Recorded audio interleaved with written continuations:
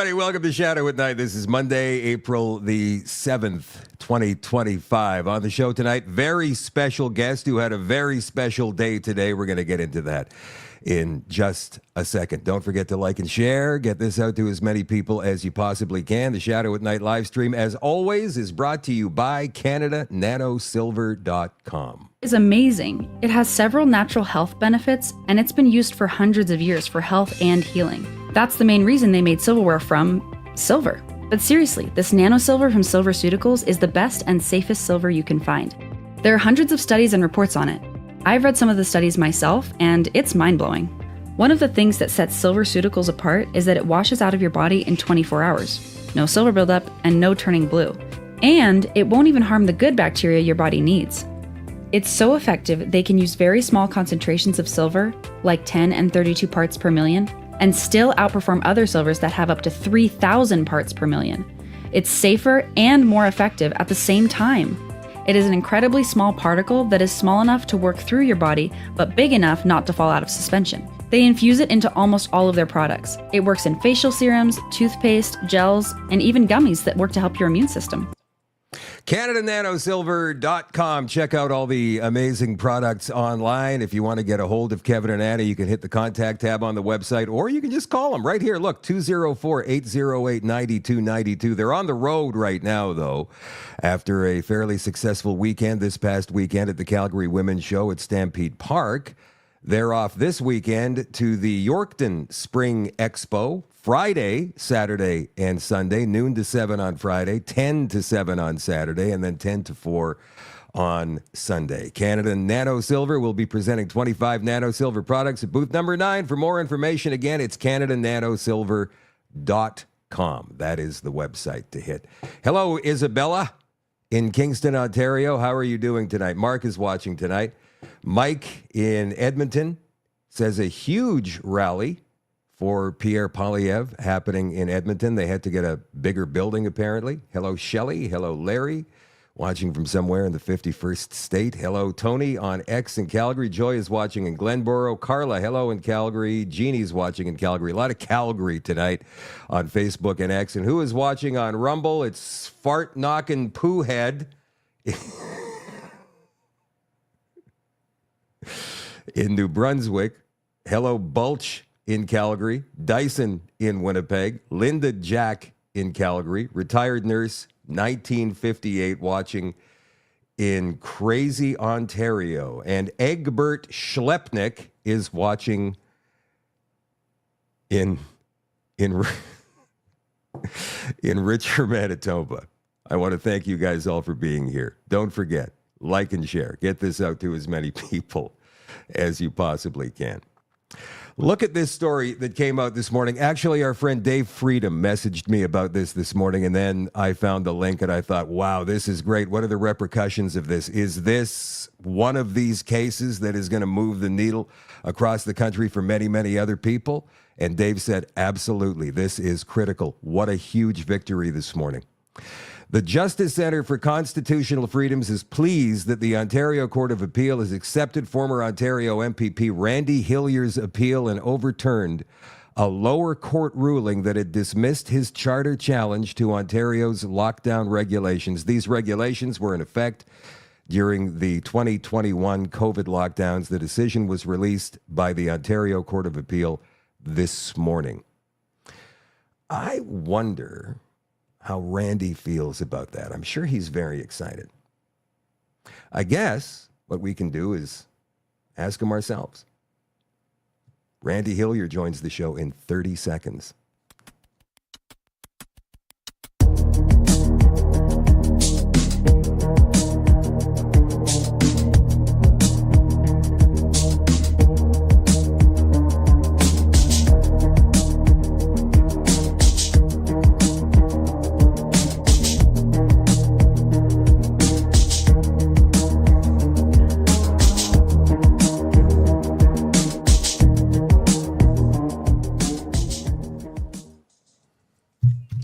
Hello, my friend. Randy. Yeah, I'm here. I love the big smile on your face. As a matter of fact, when we talked on the phone this afternoon, you guys, Randy, it just sounded like he was beaming, grinning, smiling from ear to ear. You got this news when you woke up this morning, Randy? I'm assuming. Well, I was already up a little bit. I had to take care of the chickens a little bit, and they like to be taken care of before the courts wake up. They're up early, those chickens. The rooster was crowing, and I knew something good was happening today. So, were you expecting this decision today, or were you was it due out at some point soon? Was it a surprise? Well, it had been overdue. This is a decision from the arguments that we made. And listen, before I say that, it's big thanks to Dave Freedom for giving me a call. He's a great, great lad and does tireless work behind the scenes. And so kudos to Dave as well. Agreed. Way to go, Dave. I have a great team of people giving me advice. Not all of them are known, Shadow. Not all of them want to be known. But I could not do what I've been doing without the help of great people. So, did you act as your own attorney in this case, Randy? Not in this particular case. I'm quite involved in the case, but there is the Justice Center for Constitutional Freedoms has been advocating for me, just to set the record, back in 2020, 2021, leading up to the convoy, I was charged 25 times by the Ontario government, the Conservative Ontario government, for the audacity of being outside, meeting with people, meeting and greeting with them, hugging them, shaking hands, and opposing COVID mandates. And each one of those charges came with a $100,000 fine maximum and up to a year in jail. And the JCCF were instrumental in backstopping me in my challenges to COVID in the mandates. And so they've been my advocates on those charges. I am representing myself on the criminal charges out of the Freedom Convoy, the Truckers Convoy in Ottawa. But that's a different story for a different night.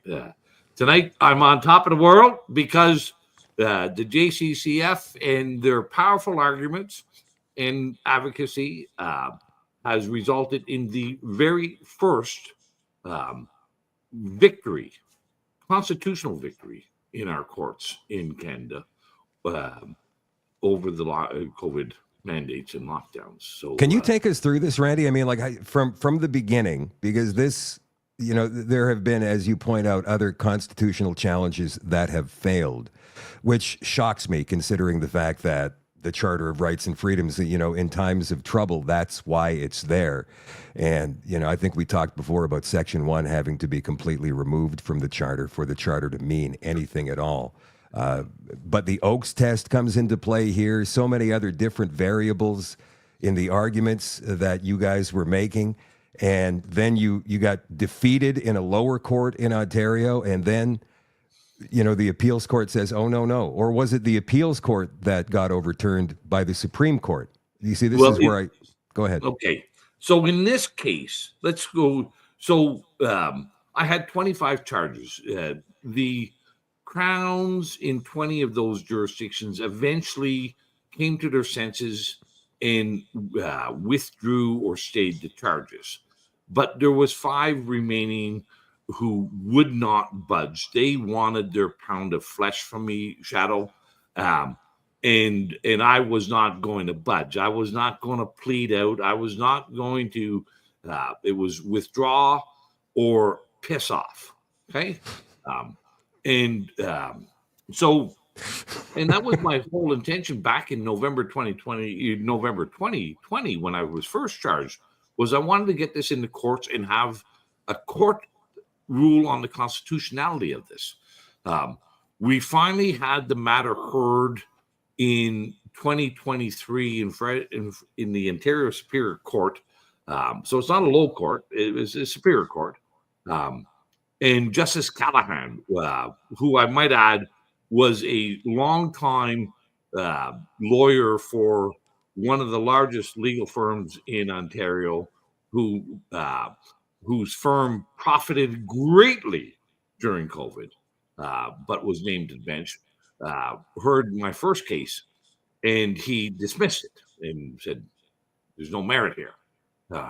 We appealed to a higher court, the Ontario Court of Appeals, and the three judges, Carney, Lauer, and Pomerantz, all agreed unanimously that the government overstepped their authorities, and they did not do it in a demonstrably justified fashion. So, Finally. so our charter actually held water. And people should take a bit of a big breath of fresh air here. Like, I know a lot of people have been very, how should we say, discouraged and disenfranchised with some of the cases that have been before the courts. But this time, these three judges, and they weren't, I can say, they weren't predisposed to ruling in my favor at the beginning of the arguments, but they did so at the end. So How could you tell? Did they have scowls on their faces when they were looking at you? Like, what was the tell there? well, you can tell by the questions that they ask and how they frame their questions. And I forget which one, the woman judge, I forget her which one she was. She was certainly not predisposed to freedom. Right. But the arguments were powerful. The arguments were correct. They were intelligent, and they, at the end of the day, they were irrefutable. So, unlike one of the other big constitutional challenges was one put forward by Peckford and others on the vaccine travel mandates, where the court ruled it was moot. My cases were still live in front of the court, so because I would not budge on them. A lot of, I guess I should say this, when you're fighting this legal machine, this goddamn bloody legal monster, it's all about process, and you need to really make sure you don't screw yourself in the process. So those matters were still live. The court couldn't rule them moot, and then the arguments were, like I said, intelligent, reasonable, and they were irrefutable. And this will be of benefit. I was doing this to make sure that my grandchildren, my children, have a free country to live in, Shadow. Yeah. And this is a step towards that. I was also doing it because, and I think there will be benefit for those who are still before the courts, those who had been previously convicted and have paid significant and onerous penalties, an opportunity that they too may now get their convictions overturned, and those people that are still before the courts, that they will come across the crowns who will say, well, Hillier's won this one. It's time for us to put this to bed and go away. Did you get the sense that the Crown might try to appeal this all the way to the Supreme Court? I don't, they may. Well, unlike other decisions, like decisions from a divisional or provincial or superior court, where the Crown has an automatic right of appeal, that's not the case in the appeals court, because this was ruled by three judges, not a singular judge. And it was a unanimous decision as well, which is important to point out. Huge. There was no dissenting views here. So the Crown, if they want, they can seek leave to appeal to the Supreme Court of Canada. But it is a high bar for them to get over. And I don't think, on reading this decision, I think it will be very, very difficult for them to get over that bar. How much is this taken out of you? And I'm not talking about financially here. I'm talking about just your day-to-day. Has it consumed you with worry? I mean, and you don't come across as a guy, Randy, who worries about a lot of things. You've got a very jovial attitude, very relaxed, very Uncle Randy type kind of guy. But, going through everything that you've been through, this must be a hell of a weight off your back. Well, listen, I guess I'll start with this. The greatest weight I ever felt was those first few months of COVID, when hundreds and hundreds of my constituents were calling me all day long, all night long, full of despair, full of anxiety, full of fear and uncertainty about what the government was doing to them with these mandates during COVID, and listening to their stories of anguish. I knew we had to do something. That was a heavy burden, but it was in the last 5 years has not been easy for a great many people in Canada. Like it is, this last 5 years have ripped apart our families, ripped apart and shredded our relationships with friends, and it's also killed. These mandates have killed our friends and family members. So, this has been it's been a burden. The legal burden, this one has been going on for just over 4 years. I still have one more to go, but I'm going to beat that one as well. And I breathe easy, and I'm happy that my children, my grandchildren, and others have a Charter of Rights now that has some purpose and some meaning, in that they will hopefully always be able to gather freely without fear to oppose and dissent government opinions. So, it's been a battle, but it's a battle that's worth every inch of the ground that we've had to fight for. Thank you. Thank you. Thank you for doing that. There's many that wouldn't have. There's many that would have backed down or never even gotten to first base with this. So the legal machine is not an easy one to fight. No, it's huge, and it's perpetual, and it's bottomless, and And I think if there's one message that people should take from COVID is, you may not have an interest in the law, and you may not have an interest in politics, but they have an interest in you. And the laws that we pass in our legislatures and our parliaments affect your lives. And I'm not suggesting that for a moment that anybody should be, that everybody has to go to law school. I'm a grade 12 high school graduate from Rideau High School in Ottawa, Ontario.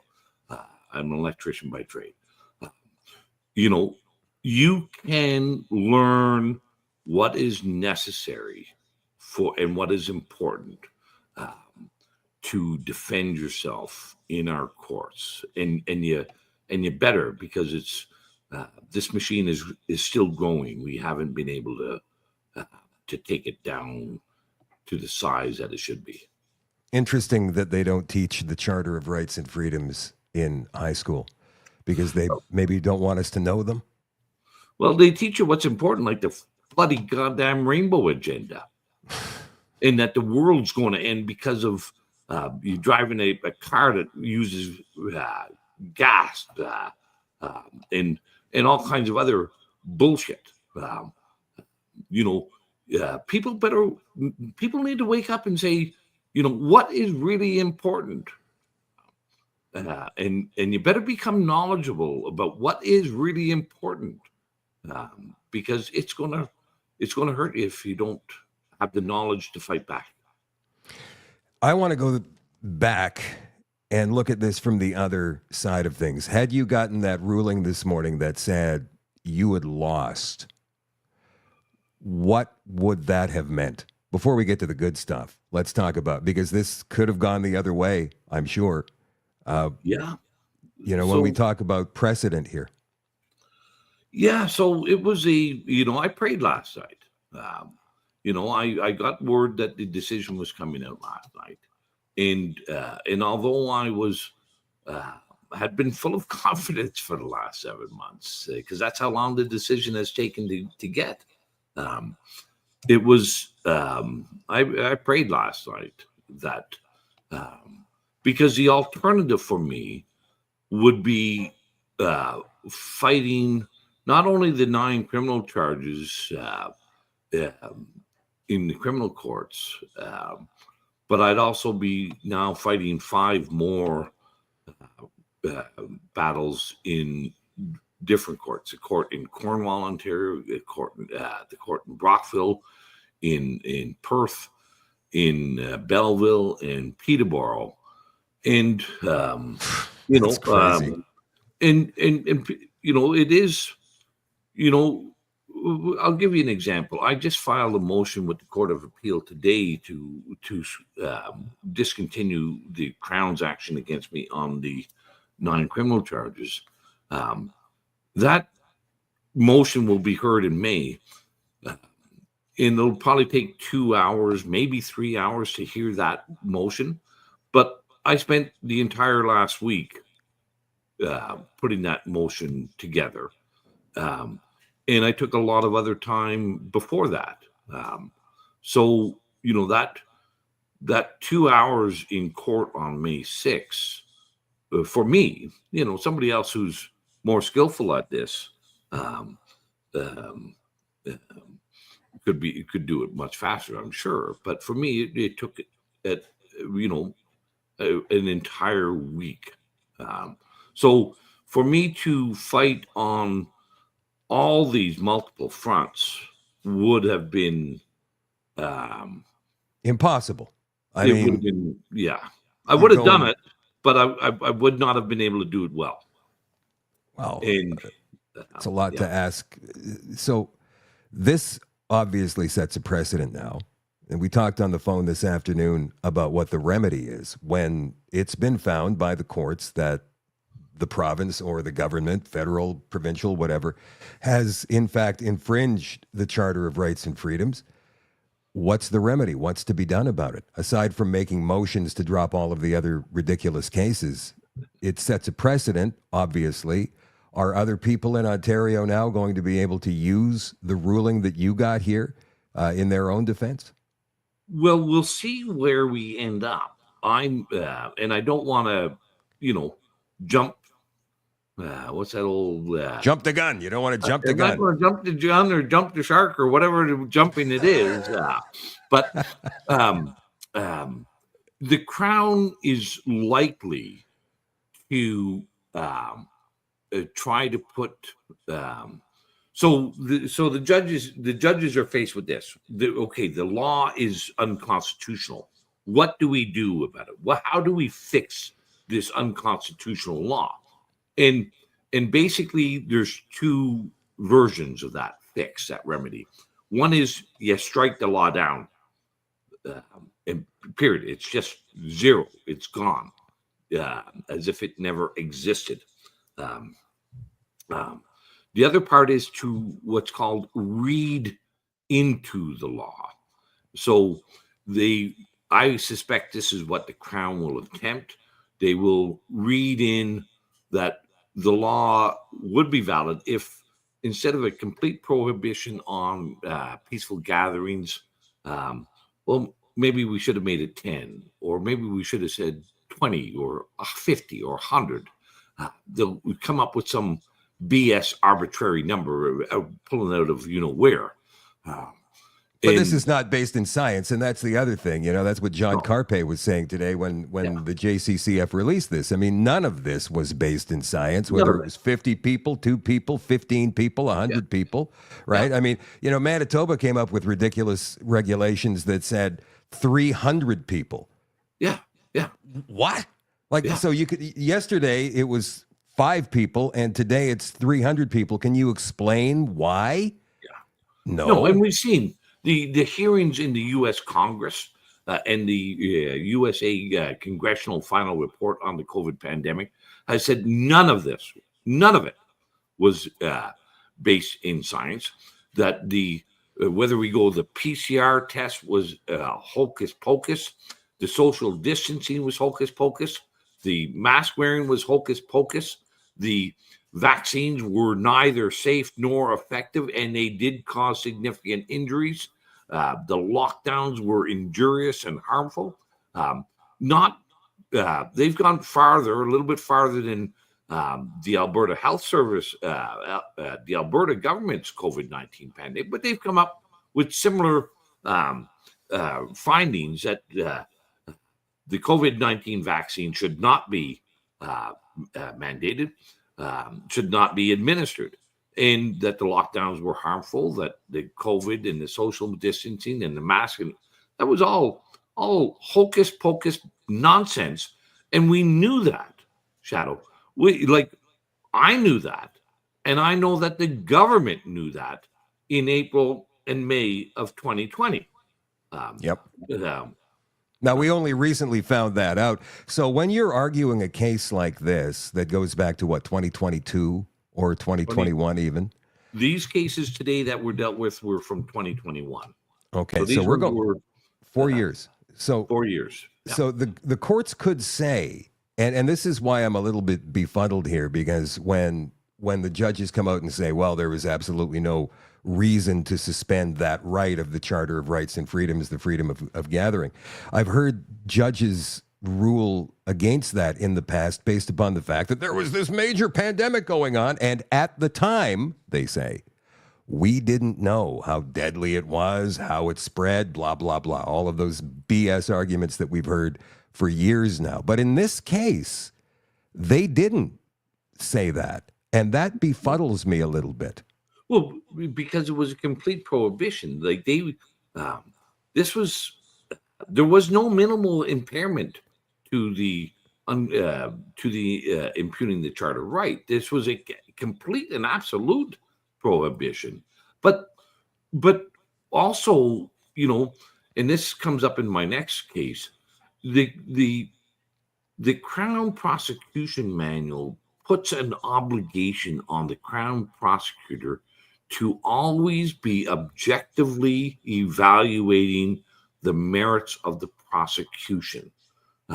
So as new evidence becomes available, the Crown Prosecutor has a bloody obligation to look at that new evidence and to determine if the prosecution should continue. And they haven't done that. Just like in the Leach and Barber case, they were with the Mosley decision. I think between the Mosley decision and this decision today, everybody in Ottawa will have a pretty much a free pass to acquittal or appeal.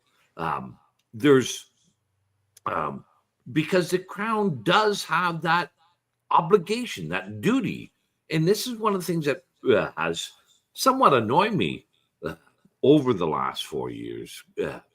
Shadow, is nobody that I've seen other than myself has raised this matter with the courts of the Crown's obligation to reevaluate the evidence before them. So, I can say, yeah, okay, you were inundated back in March and April of 2020 with the fear story, right?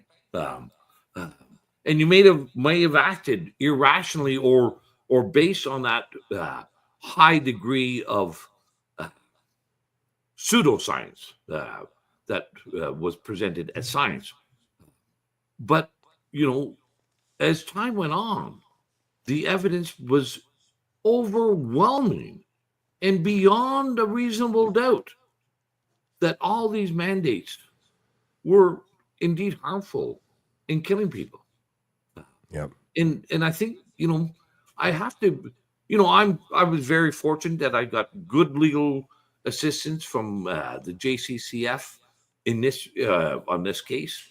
But I look around at the entirety of these cases over COVID, and I don't think the Canadian public was served well by the legal community.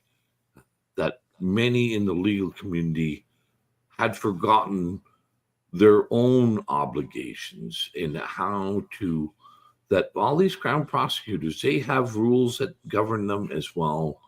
And we sort of just left them off the hook. Well, I mean, we could say the legal profession, we could say the police, we could say the medical professionals, we could say the politicians, the media, like all of them didn't serve the Canadian public well. True. Yeah. And it was just kind of one big vicious circle, right? Yeah. Like this guy says this and I'm just doing my job. And next thing you know, you're arrested 25 times and you've got all of these cases that you have to fight against this mammoth beast with endless money, endless taxpayer money. Yeah. And so what happened today was absolutely amazing. Have you butted up against judicial notice in any of your cases thus far? In the 9 criminal cases in Ottawa, before it was stayed by Justice McVeigh for my Jordan application, the Crown initially identified that they were going to bring judicial notice in my case, and I said, okay, you do that, and I'm going to bring judicial notice as well.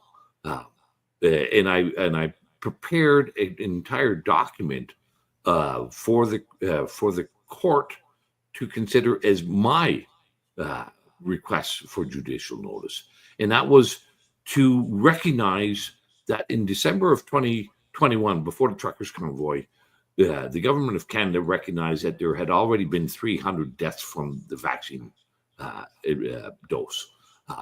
And I listed point by point everything that we knew before February of 2022. And I said, okay, I want the court to recognize this judicial notice. That's incredibly smart, by the way. That because you know what I mean. How can you have judicial notice? And what I'm talking about, you guys watching, judicial notice is that when a judge decides that he or she is going to take something as absolute fact, like the grass is green, water is wet, vaccines are safe and effective. So Randy decides, well, no, I want you guys to take judicial notice of the fact that this thing has killed 300 Canadians as recognized by the federal government. And they couldn't do both, right? They couldn't say safe and effective on one hand, but it's killed 300 people on the other. Yeah. That would be impossible.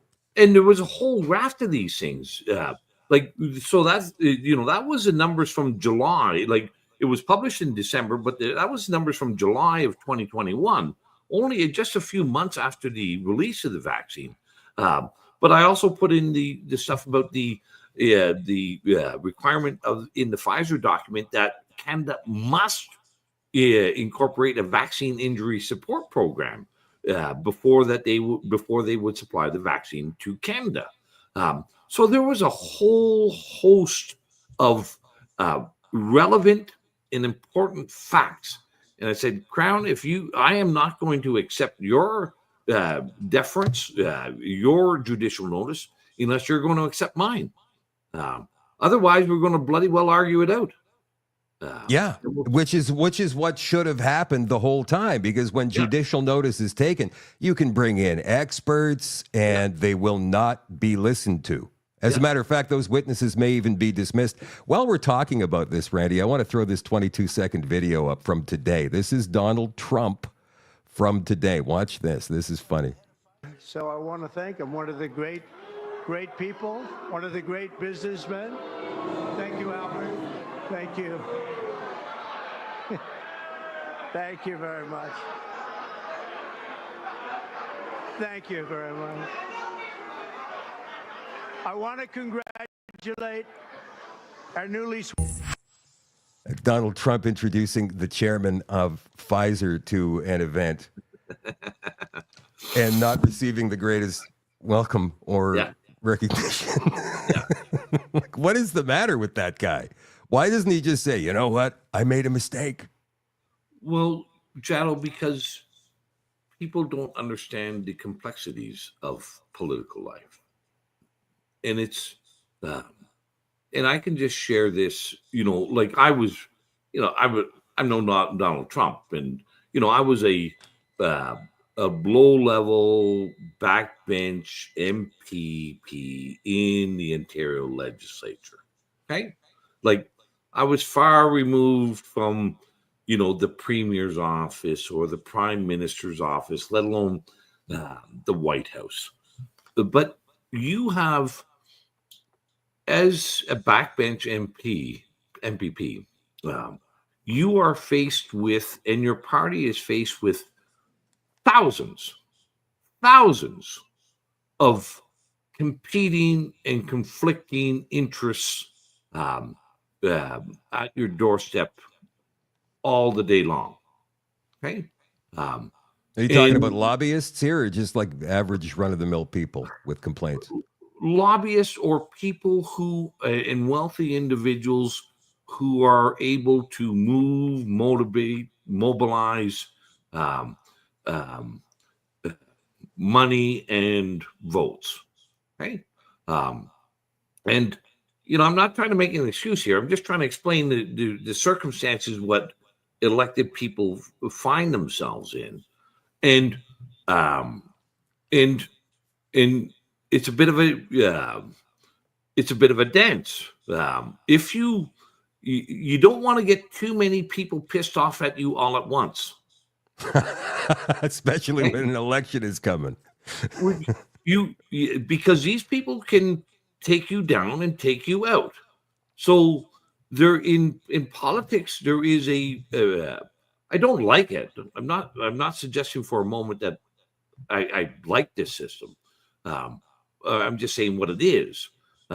So you sometimes can't do everything that you want all at once, because you'd have too many enemies created all at once, and they will take you out. Well, Mike Harris in the Ontario Premier faced this back in '96, I think it was, when some wealthy, influential people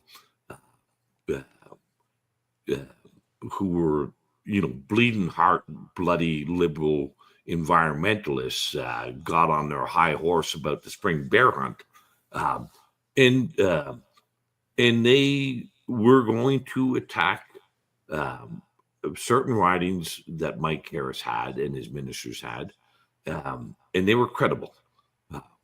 So instead of jeopardizing his reelection, he canceled the spring bear hunt and destroyed the livelihoods of hundreds and hundreds of outfitters and thousands of people in Northern Ontario. So, and I just say that from this very, very low, minuscule area as a backbench MPP in Ontario.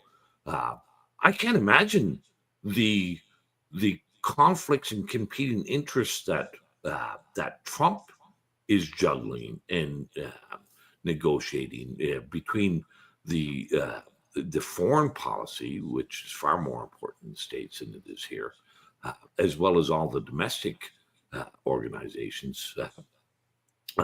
So I will take a little bit of this with a grain of salt, that he's on the right track and he's just trying to keep the alligators in the swamp until he can kill the alligators that are in the swamp.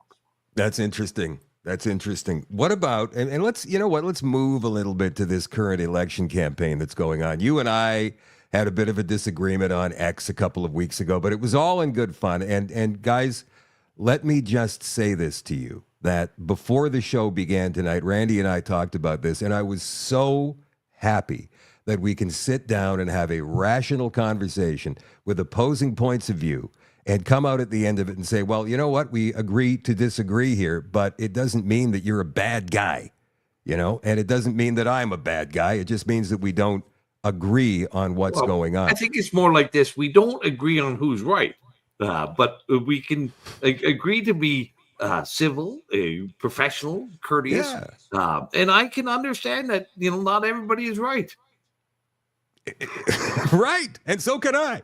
So you were telling me a story about, you know, when you were an MPP and you did have relationships with liberals, because you were a conservative MP, a progressive conservative MP. And you had relationships with liberal MPs and NDP, yeah. And at NDP. And back then, and I'm going back like 20 years now, it wasn't necessarily a bad thing for you to be seen outside having a smoke with an NDP MPP or a liberal one, right? I mean, maybe those guys were a little bit more concerned, but you didn't care. It was I didn't care. No, but we're all MPPs here, and let's just sit down and have a good conversation, whether we're in the building, whether we're in the legislature, or whether we're outside here. What's it matter? But these days, it's so much different, yeah? Yeah, listen, the tribe will always, and it's, you know, this is not a case of the blue tribe is different than the red tribe or the orange tribe. Or the tribe will, if they see me, you know, I told you the story about this one liberal minister who was one of the few liberals who smoked. So there's two, and you have to smoke outside. And he would always, whenever I went outside to have a smoke, and Mike would be outside having a smoke, well, he'd be tucked around the corner so nobody could see him smoking or see that he was smoking with me. Wait, before you continue, here's a great comment from Clay Farnsworth of Police on Guard. He says, congratulations, Randy. Police on Guard from the beginning said the Oaks test was relevant and needed to be applied. Thank you, Clay, for that. Really appreciate that. Anyway, I'm sorry to interrupt you. But if you're seen speaking with the other team, then your loyalty, your fealty, your allegiance comes into question now.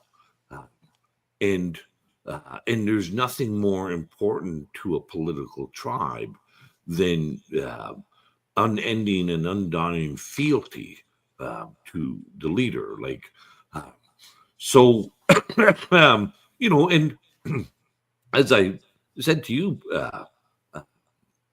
Shadow, the word parliament is derived from the French word to speak and to meet, a place to speak and meet, to resolve differences and disagreements in the public square. And it's the design is not bad, and the concept is good. You know, like that is a reasonable way to resolve differences and disagreements, is to come and meet and come and speak. But nowadays, and I saw this tremendously, this complete erosion and degradation of this concept in my time, where the political parties, it's advantageous to them to create division, to prevent people from speaking with one another, to foster disagreement in the same vein as it is hatred. That if we don't disagree, then I must hate you. And that's what our political parties are completely undermining the concept and the design of parliamentary democracy. And I know why they're doing it. They're doing it for very short-term beneficial gain. It's cheaper to win elections when you can segregate and segment in the entire society along tribalist wedge issues and subjects, and identify who you can exploit, who you can motivate, who you can wedge. I get that, but it's very short term. It's very harmful. It's very detrimental. And if we don't get out of this death spiral of tribalism and hatred, there will we will not be a democracy. How do we do that? I mean, is it all about turning the other cheek at this stage of the game? Is it about swallowing your pride? No, it's about acting like human beings. It's like what we just did. I disagree with. Well, we who haven't you're had that supporting. debate yet. I think you're wrong, and you think I'm wrong. And okay, well, you might disagree with what breeds of chickens that I have. I was about to say, I really don't like your chicken breeds, but I wasn't going to bring it up. So, and you may not like that I have a smoke from time to time. Well, I don't care. We can still enjoy and have an intelligent conversation without expecting you to be a perfect clone of my thinking, or you thinking that I must be a perfect clone of your thinking. I absolutely agree with that. And, while we're on the subject, because I've said my piece, and I haven't really had the opportunity to have anybody with an opposing view. And we're talking about the People's Party here now, you guys, in case you didn't know where we were going with this. But you heard me say a couple of weeks ago that I believe Max Bernier needs to stand down or somehow join in with the Conservative Party of Canada, just so we can keep Mark Carney. I believe he's more dangerous a politician. He's not even a politician. He's more dangerous a prime minister than Justin Trudeau ever could have been, because Mark Carney has an agenda. Mark Carney has a brain and a work ethic, and he knows exactly what he's doing, whereas Trudeau did not. I think in the first 2 or 3 months of a Mark Carney regime in this country, we're doomed. We're doomed. And it's all about Chinese infiltration. It's all about World Economic Forum and net zero climate nonsense, as we were talking about before. And in my opinion, the only way to keep him out of power, if we look at the polls, is to vote Conservative, because the PPC have been trying to get a seat for the last 7 years, and they just haven't been able to do it. But now, please give us your side of that story. Well, let's take on the first red herring that's often used, and that is me voting for the PPC will split the Conservative vote. There's not a chance in goddamn hell I will ever vote for the Conservatives again. I've seen what they are from the inside, and they're ugly, and I will never support them. So if there was not an alternative like the PPC or an independent candidate, I would not vote at all. Okay. So there's no such thing as vote splitting for people that are principled and that are wanting to vote for their values rather than vote for the outcome. If you want to vote for the outcome rather than your values, then that's a different story, but that's not my story. And then I would say to you, Shadow, as somebody who was intimately involved in the Conservative Party for 20 years, that it matters not to me that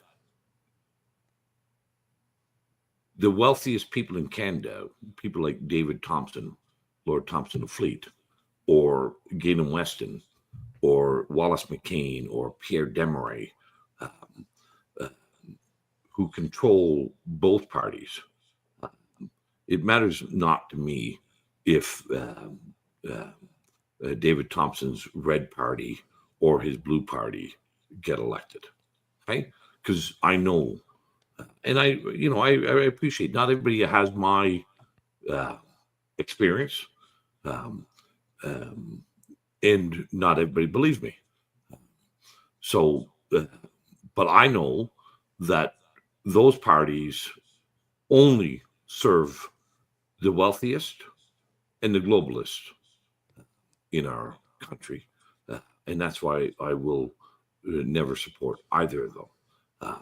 And I say never because I don't think it'll ever change with them. That's I did a little Substack a while ago about the family compact in Canada, and the family compact was such a arrogant, wealthy class that ruled central Canada before Confederation, and we thought we had gotten rid of them, but they're just the Laurentian elite today, and they control the two parties, red and blue, and they also control Ontario and Quebec.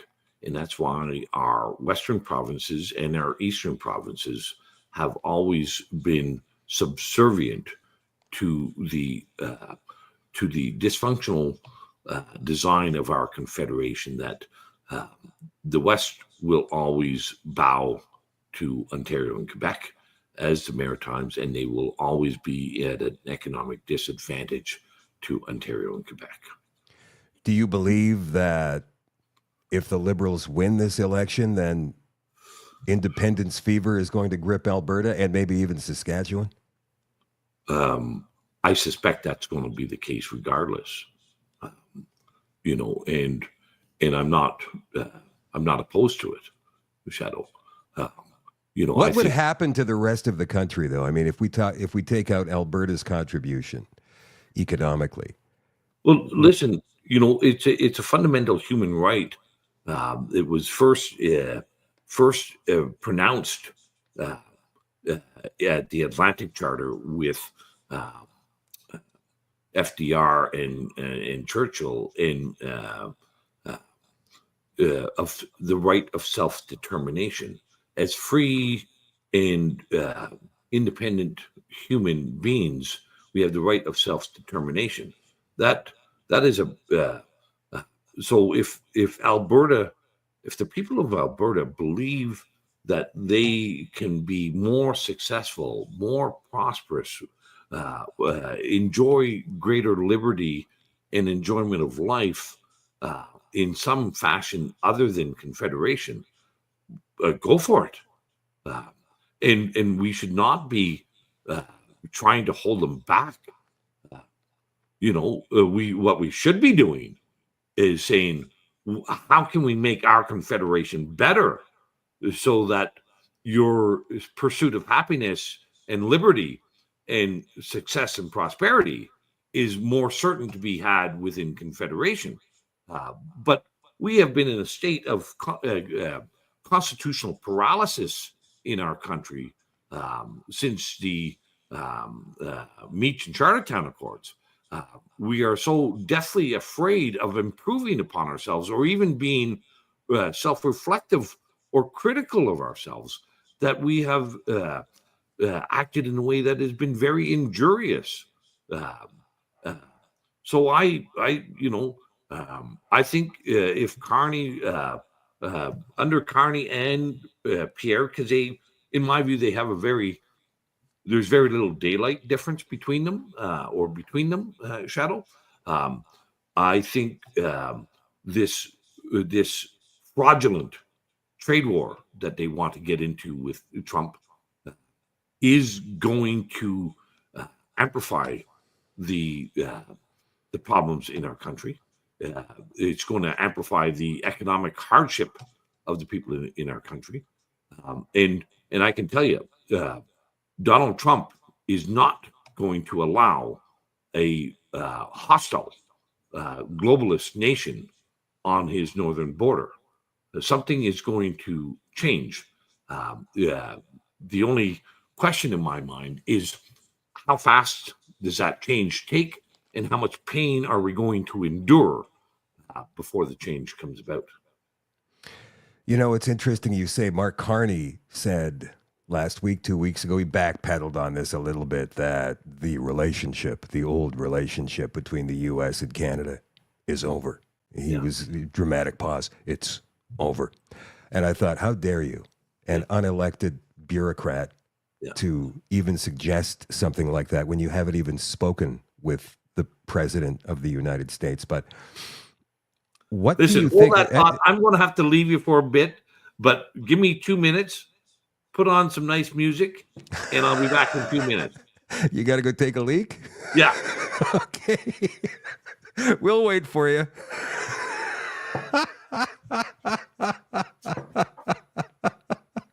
Speaking of Mark Carney, let's throw this video up of Mario for the North, of Carney doing an interview talking about how he is managed on behalf of Brookfield Asset Management to influence the government. Watch.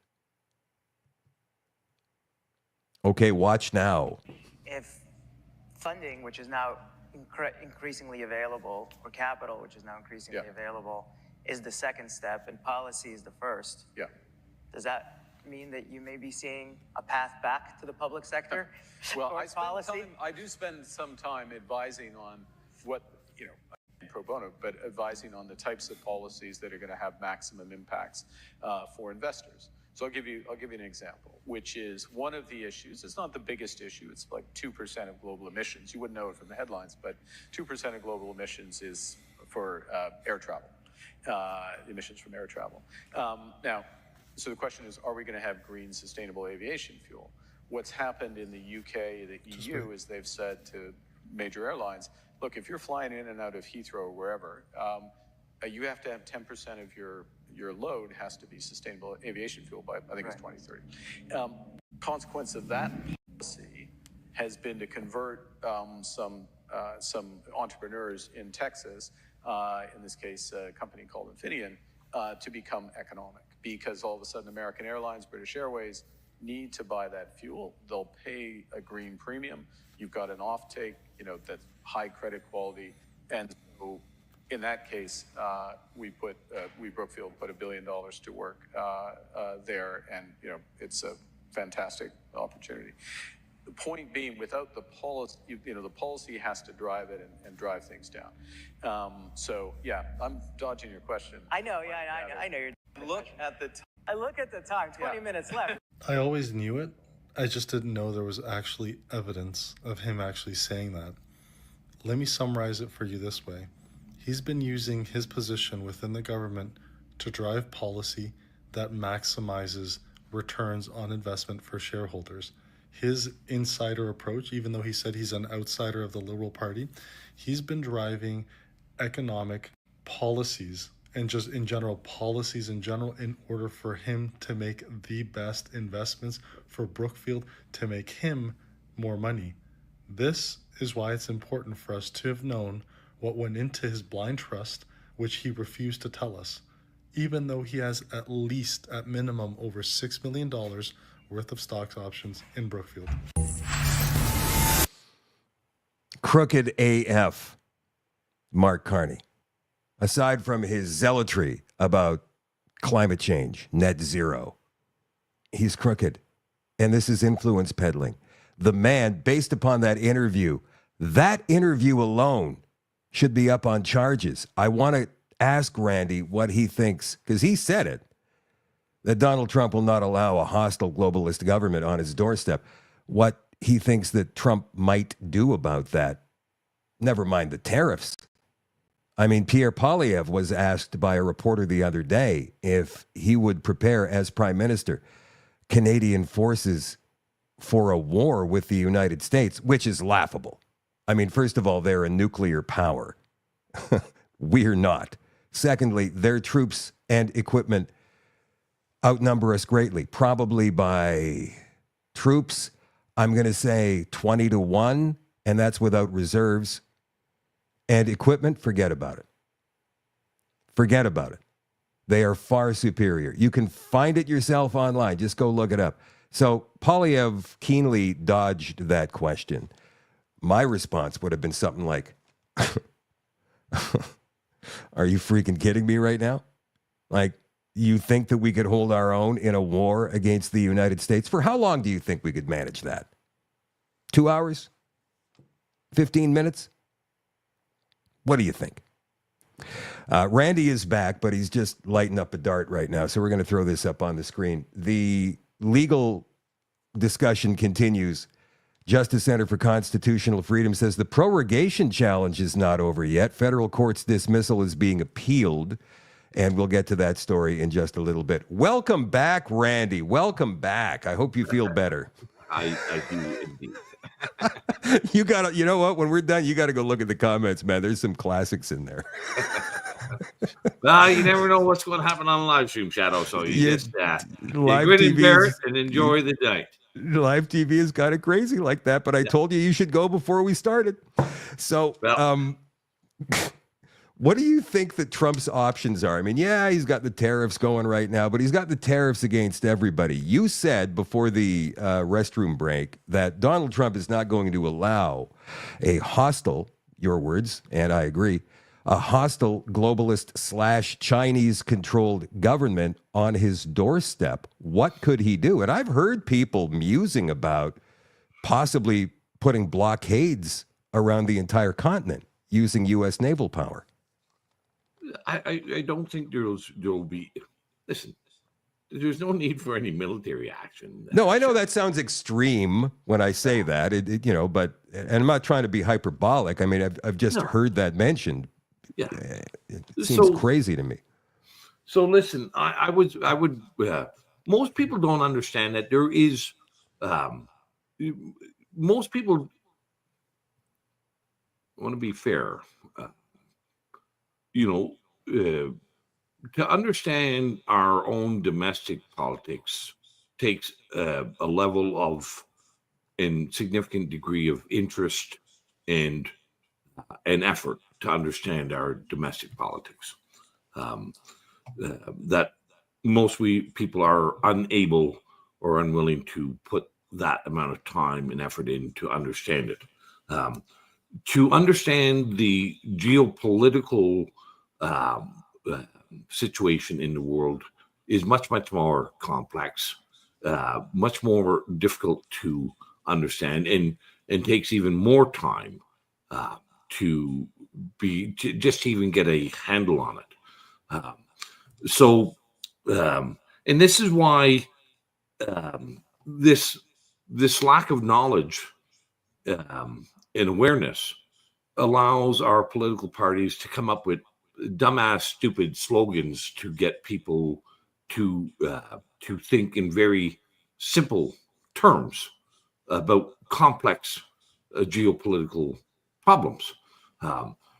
Donald Trump has declared war on the globalist European, Canadian, and Chinese governments. He's declared war.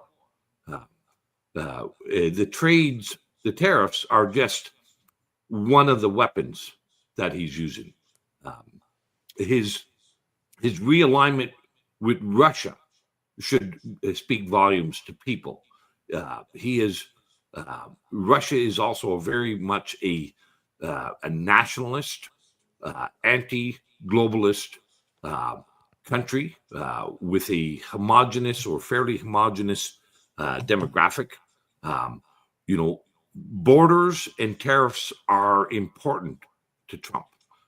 They're also really hated by the globalists.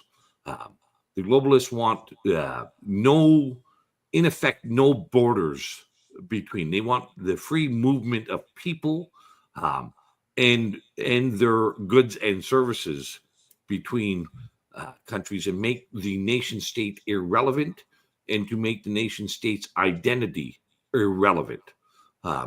So Trump is gone to war with the globalists. Canada, both Pierre Poilievre and Mark Carney and Jagmeet Singh. I don't count Elizabeth May in here. She's too drunk to know what's going on most of the days anyway. But the other three are avowed globalists. And they have aligned themselves with the globalists in Europe and in China. And Trump is not going to allow that. And he will squeeze us economically until we say uncle, if we continue on this path. And we will say uncle. Do you? Oh, we will. And it doesn't take long. I mean, if you look at the economies of the two countries, I mean, the Americans is 27, 28 trillion. Ours is 2.1 trillion. It's not even. And half of it is government spending of our GDP. Exactly. We wouldn't have a chance in hell to fight them economically. And, you know, when these politicians like Doug Ford, we're going to shut off the power. What are you actually talking about, dude? Like, do you even have any concept? The fact that the way our integrated pipeline system works and the oil and gas that Ontario and Quebec get from Alberta, the pipeline goes through Western Canada, the prairies, comes down through Winnipeg, Manitoba, down into Minnesota, and across the Great Lakes through the United States before it comes back up to Ontario again. And Trump could easily just go, So, listen, if we were somewhat knowledgeable and understanding and rational about our country, our main political parties ought to be saying, let's replicate what Trump's idea is here. Let's reshore our lost employment. Let's rebuild our manufacturing and industrial capacity. Let's secure our borders, and let's be a proud nation once again. But that's not what the main political parties are offering, Shadow. And we've seen this, you know, for during COVID, you know, for a year and a half or whatever it was, all our political parties in Ottawa told Canadians to be ashamed of our past, our colonial, oppressive past. Let's fly our flags at half-mast in shame over what happened at the Indian residential schools. Let's board up the statues of Sir John A. and pull down the busts of Egerton Ryerson and Queen Victoria, and be ashamed of being a Canadian. And now it's evil man, orange man, elbows up, boots not suits, bring it home, rush to the Canadian flag that we've been telling you about, that you should be ashamed of. That they've been flying at half-mast for the past, or for 6 months or 18 months. I agree. So you see the both the hyperbole, the hypocrisy, the contradictions, and giving these juvenile slogans out of elbows up, and whatever else it is. Instead of speaking to Canadians in a forthright and thoughtful fashion, say, there is a political and economic war at our footsteps, and where do we want to be,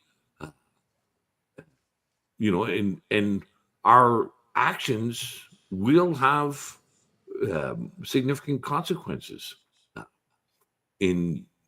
but that sort of language doesn't appeal to many Canadian voters. Well, the voting public, who are completely and totally ignorant. And I'm not calling them stupid, just ignorant. Maybe they just haven't got the time to actually update themselves or the desire to actually inform themselves as to who these candidates are and what is actually needed in this country to make it a country that functions properly from coast to coast. Well, that goes back to what I said at the beginning of the show, Shadow, that you might not have an interest in politics or the law, but they have an interest in you. And you better be knowledgeable about the law because that's what you live under. You better be knowledgeable about politics because that's who governs you. And are they going to govern for your benefit or for their benefit? And obviously, I think most Canadians would recognize that our political parties govern for their benefit, not the benefit of Shadow Davis. Or Randy Hillier. Let me ask you, or any of you guys watching this right now, let me ask you, Max Bernier, I've had him on a few times. I've asked him if he's a globalist. I've asked him about the speech that he gave, I think, in 2018, where he was talking about China being a successful country because it's freer and has a smaller government. I don't know what to believe about Max Bernier. I mean, there's so many contrasting opinions out there. And if all of these other political leaders are compromised or run by the Laurentian elite, what about Max? I mean, Max spent a lot of time in politics with the Conservative Party of Canada. And yeah, when he left, it was not, a great way to do it. And then he went off and he joined the PPC or formed the PPC. Whatever happened there. And then, of course, he politically, because he is a politician, all through the COVID pandemic, he took the side of the people who were fighting for the rights of Canadians. And I absolutely admire him for that. But is he everything that he says he is?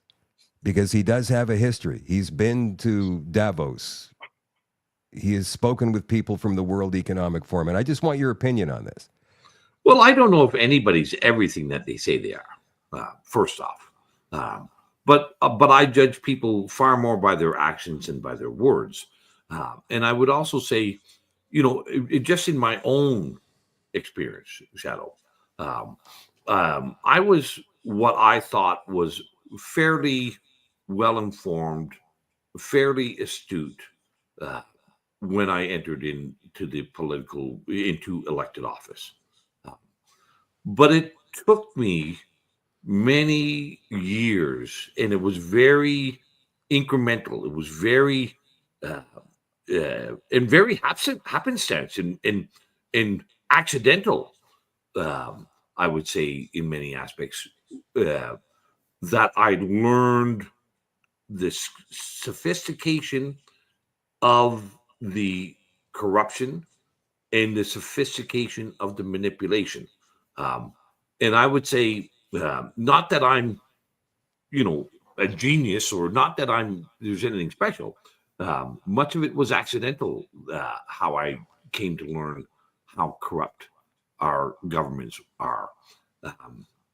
And also to learn just how sophisticated the con is. I think many people in politics never learn it. Never. And how can you not know it? I mean, like if you get exposed to it for any length of time, like you were, you must see it. You're immersed in it. You're just whistling past the graveyard, just woo do do do do do. Everybody's good. You are so wrong. You are so wrong.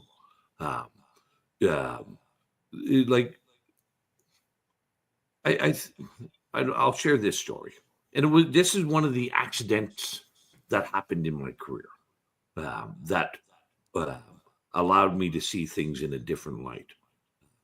So I was the labor critic for the Ontario PC party at the time, and this industry group came in to see me, to lobby me with their lobbyists, which they often did. And they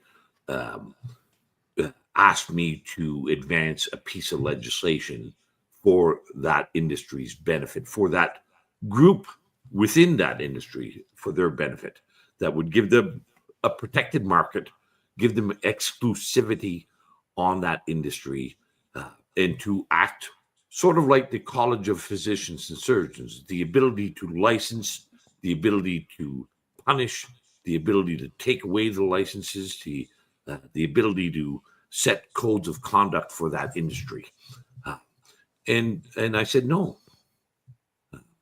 It was an industry that I didn't believe needed regulation, and I said no. And it was Tim Hudak's chief of staff that came down to see me afterwards and said, "Randy, you know what you just did with this industry group?" And I said, "Yeah, well, I told him I wasn't going to introduce the legislation." I was told, "Well, that just cost the party $100,000. That's the donations that they were going to give to the party for our reelection." And so that, I would never have known that there was a con going on, Shadow, unless I had said no. Okay? I would never have known that there was money being filtered through the back door into the party. And of course, as an MPP, you want to do well for your party. You want to be well liked. You want to be, and what's the skin off my back if I introduce this bill? I'm not part of that industry, and I don't know much about that industry. And, and let's just be a nice guy. And they're all going to take me out to Barbarians for a steak dinner afterwards. And I'm sure they'll come to my fundraising event and give me a few $100 for you. And they'll probably take me out to the Maple Leaf games as well. And life is good. Let's be happy. So now it's completely against the law. It's totally illegal for anyone to offer me money to advance legislation, but it's not against the law for them to offer money to the party and me be the stooge. Okay, and that's what most of the members are the stooge. So needless to say, I said, well, too bad, so sad. I am not putting that legislation forward. And a few months later, Christine Elliott, who would go on to be the Minister of Finance in the Doug Ford government, introduced that legislation. And I'm sure the party got the money, and who else got money, I don't know.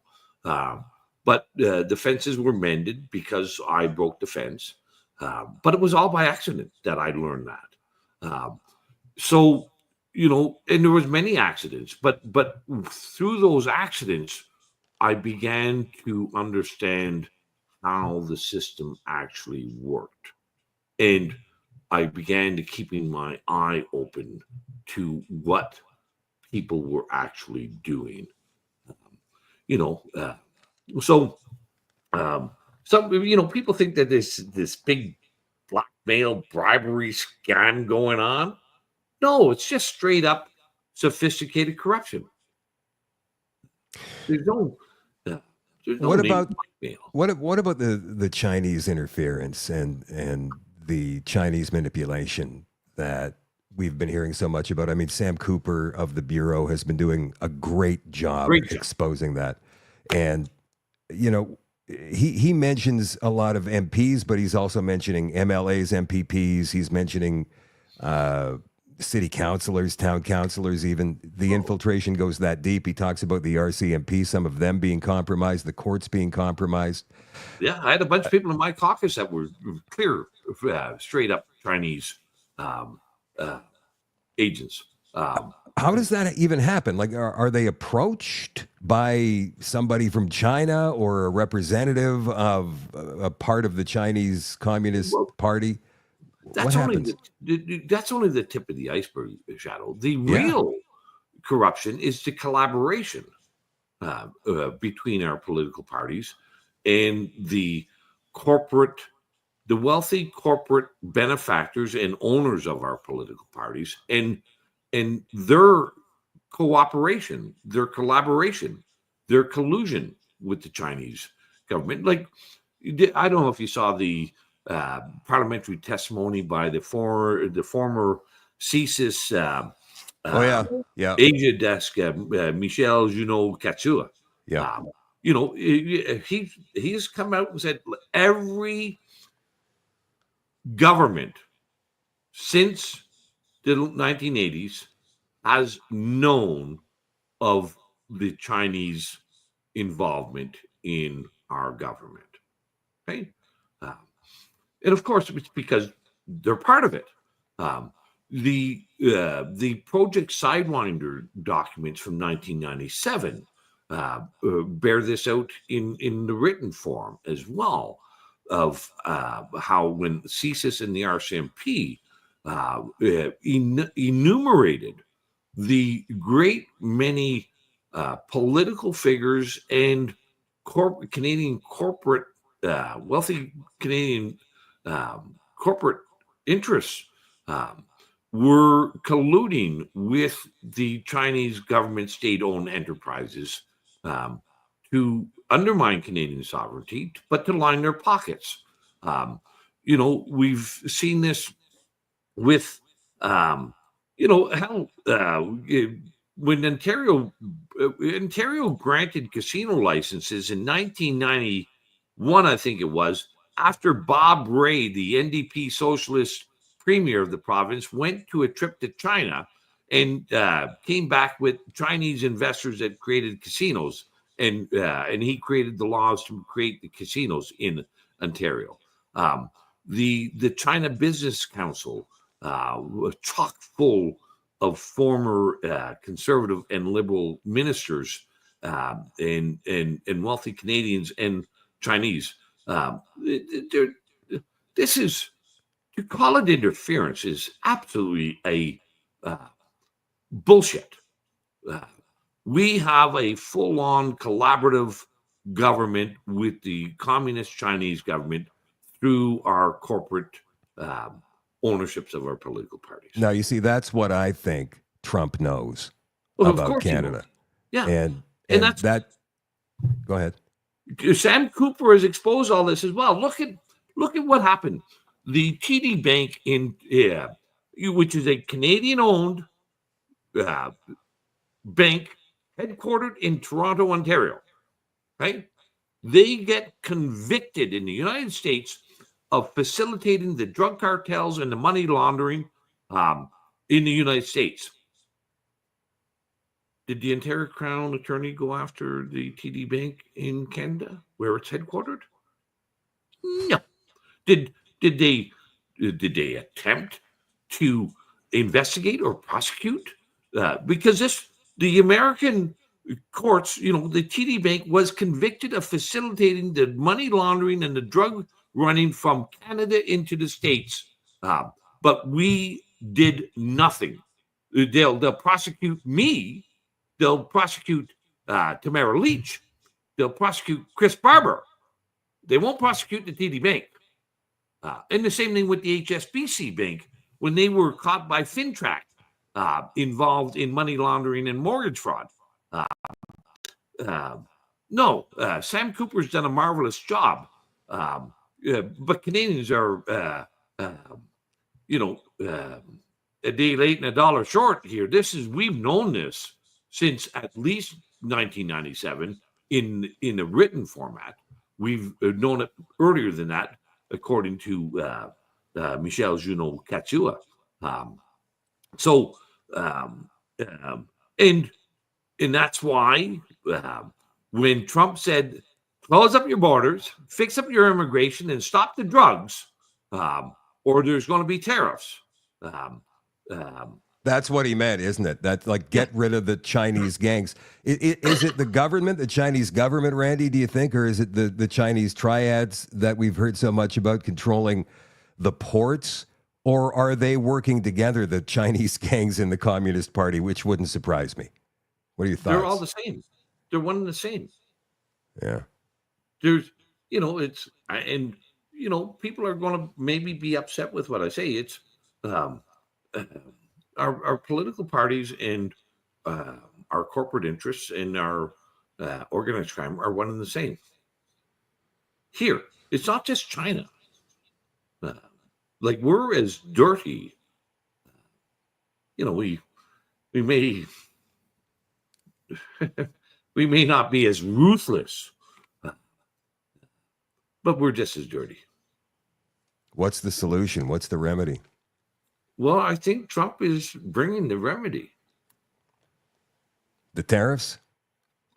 No, It's actually the a good tariffs thing. are they're he is reinstilling the idea of a nation state with a national identity that you can be proud of, that is based on Christian values, being based on productivity, building, creating, manufacturing, Meritocracy, and all of that great stuff. where But there's only men and women. There's no in betweens here. Yeah, And but there's no one on the extremes. but that's there's men and down women. there. What Yeah. about up here? I mean, we're so far behind what's going on. I mean, we're still hearing about men playing on women's sports teams in the United States. Man, they're stamping that out state by state by state. They're getting rid of all that crap. They're going into USAID. They're exposing fraud, corruption, waste. Billions and billions and billions of dollars. And up here, I mean, it's crickets. And we're talking about this. Yeah. So do you feel that's Trump's plan to try and find somebody who in Canada will be able to straighten it out up here? It's Trump? Well, I don't think he cares right at the moment. He doesn't want communist China on his doorstep. No, what I meant by that is he doesn't care who's here. He's going to fix it. And it doesn't matter to him. It doesn't matter to him whether it's Carney or Polyev. He's still going to fix it. And you're either going to come along and be a like-minded nationalist state, or your state is not going to exist. That's what we're looking at. We're either going to be go back to what we historically were, a Christian, homogenous, free enterprise democracy with cutting our globalist ties. Look at Keir Starmer over in the UK announced this week. Well, Trump has done this, and he said globalism is now dead in the UK. They know they are not going to be able to withstand the onslaught of the U.S. Going to battle against the globalists. And Keir Starmer, even though he's a socialist, even though he's a dirtbag, or whatever else you might want to call him, he knows that they're not going. If they side with the globalists, like Canada has, there'll be nothing left of the UK economy. So get on board. You're either going to get on the bus or you're going to be rolled over by it. And we're still whistling Dixie as we go by the graveyard here so far. It's amazing that there are people going with this elbows up thing. So no matter who wins is irrelevant in this election, is what you're saying. Well, between the two, I just call it the way I know it and the way I see it, Shadow. And as I said, I don't expect everybody's going to believe me, but that's not going to stop me from telling people what I know to be true. Just as in COVID, a lot of people got very angry at me for saying what I knew was true and going against the grain and swimming upstream. But I know we have to start speaking truthfully and honestly someday in this country. And if we don't, the more we prolong that honest discussion, the greater the pain we will face. So at least Keir Starmer has said, okay, I'm going to throw my lot in with Trump. Here, a socialist, throwing his lot in leaving the globalist. And you look at all the nations of the world that have now said, and it wasn't just after this latest announcement, even beforehand, countries like Mexico said, we're not going to retaliate against these tariffs. A bunch of countries have. And now, the last number I saw, there was about 70 nations have now called up the U.S. and said, okay, we're going to give you free access to our markets so we can have free access. India, Japan. Yeah, you're right. There's a lot of big economies, too, that have capitulated to what. And Russia, like this realignment of the relationship with Russia is a powerful, and I've equated this, and I'll share it with your audience and yourself. Ukraine was a proxy war for the globalists against Russia, right? That's all it was. Canada is setting itself up to be the next Ukraine. And we will be as devastated as Ukraine has been if we want to stay on the side of the globalists. That's what I've been thinking. I haven't said it out loud yet. I'm happy you did because, yeah, you're right. I mean, but in a different way, right? Like, we're not going to face the military destruction. We will face the economic destruction, the same as Ukraine has. So what is it then?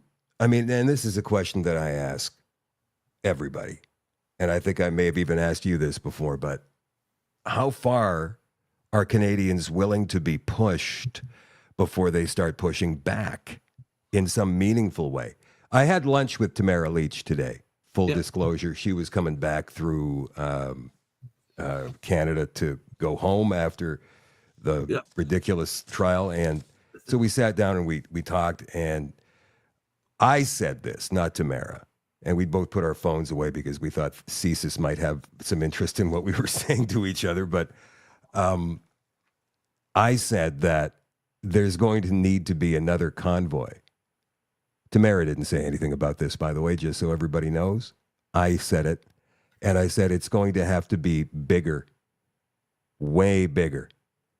And people are going to have to go into that understanding that what happens after doesn't even matter. And when I say that, it means you can't go in worrying about being charged with this, that, or the other, because these people who've been doing the people of this country wrong for decades need to understand that they cannot control us any longer, and they've got to start being fair. A de jure government as opposed to a de facto government. What do you think? I mean, do we just go out with a whimper? So there's a lot of thoughts there, Shadow. And listen, I'm a big believer, a strong advocate, and my track record shows that I believe the most powerful tool in a democracy is peaceful, nonviolent civil disobedience. That's, to me, and the Freedom Convoy demonstrated that. I would say to you, if we do not find the courage and the conviction to resolve things through the political system and peacefully, I think then it's more likely that there will be a more extreme measure. I advocate for political change. I advocate for nonviolent and peaceful disobedience when governments are behaving in a manner that is injurious to Canadians.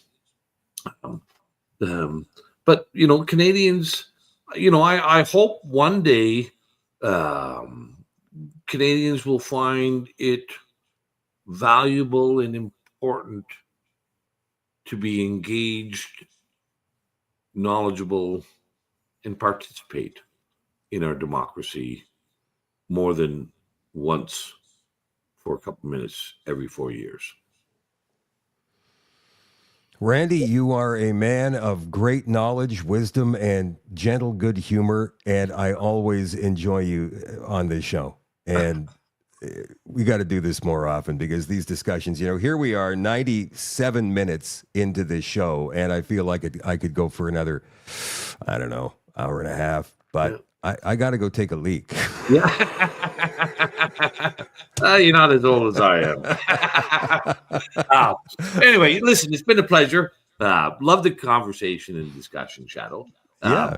And I do, let's keep helping to try to encourage Canadians to know what's going on, or at least open their minds up to that there could be alternatives happening that they're not aware of, and that they should take some moments to reflect on them, to engage themselves. And as you say, you may not be interested in politics and government, but they're certainly interested in you. RandyHillier.com. What you do your show a couple of nights a week now, Randy? Or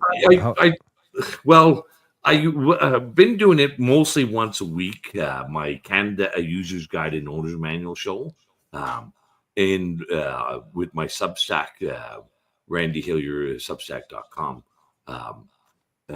Because of this, I got derailed this week with all these motions and decisions and whatnot. So it's a lot. It's a lot. But I will be back on track again. But you can follow me at my Substack page. All my social media handles are, like, Twitter is at Randy Hillier. Facebook is Randy Hillier. You make it easy for people. I like that. Well, it goes back, like, when I got on social media, I was one of the first politicians to get on social media because I thought this was a wonderful new opportunity for me to speak uncensored and unfiltered to my constituents. It was for a few minutes, and then what happened? And so, my YouTube channel is Randy Hillier MPP, but all the rest are just Randy Hillier, Instagram, Facebook, Twitter. I've also got my nomorlockdowns.ca, nomorlockdowns.ca. If people want to come and spend some time at the camp, Scuttlebutt Lodge, and have a beverage and whatnot, or help me out in these legal battles, you can go to nomorlockdowns.ca. Scuttlebutt Lodge, I love it. I love Scuttlebutt Lodge. This summer, I'm heading east. I'm supposed to go west, and I'll do that, but I'm heading east. I'm going to stop in and see you at Scuttlebutt. Well, if you're coming down, you've got my phone number. Give me a call. If you want to take a look at what the cabinet looks like, go on nomorlockdowns.ca. And the pictures are up there, and you can take a look. And Love to. we got the bonfire pit is about 20 feet across. We can sit around the bonfire pit and have a beverage. Absolutely. I'll bring a bottle of Crown, my friend. Yeah. Have a great night, Randy. Thank you. You as well. See you again. All right.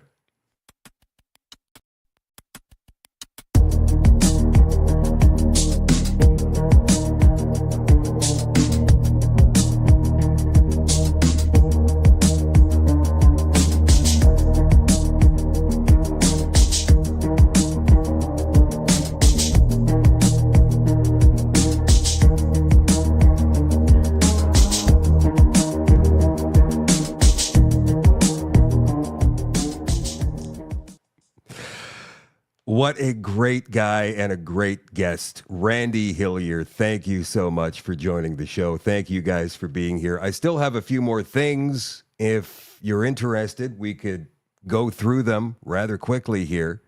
I'm going to throw this back up on the screen again because I did mention this earlier. Prorogation challenge not over yet. Federal court's dismissal is being appealed. Why, you ask? The prorogation period is over and we're now in an election period. So what does this matter? And are the judges going to rule this moot?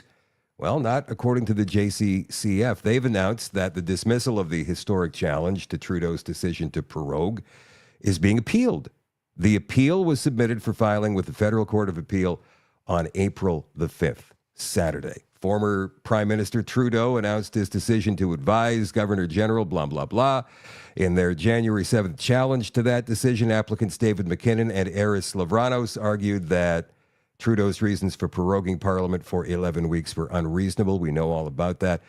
And it was decided that that's okay. But the judge in that decision left it wide open to a more narrow interpretation. And I would imagine that's what this is. So the JCCF announces again the prorogation challenge is not over yet, and that federal court's dismissal is, in fact, being appealed. Who is Desiree Fixler? Desiree Fixler is this person right here on DesireeFixler.com. Desiree is a deal maker. That seems a little bit large for the screen. Let me see if I can make this smaller so we can all see. There we go. She is a leading expert in the field of sustainable finance with over 25 years of experience in innovating and reshaping financial markets, renowned for blowing the whistle on the dark side of ESG. She is a sought-after media contributor, blended finance advisor, and keynote speaker. She serves as a trusted advisor to financial institutions, NGOs, and regulators such as the UK's Financial Conduct Authority and the Monetary Authority of Singapore.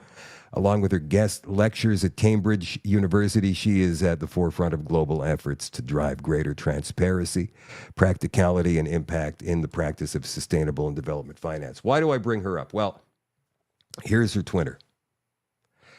And I'm going to try and get her on the show at some point soon to hear it from her own mouth. Canada, your crisis isn't U.S. tariffs. It's Mark Carney.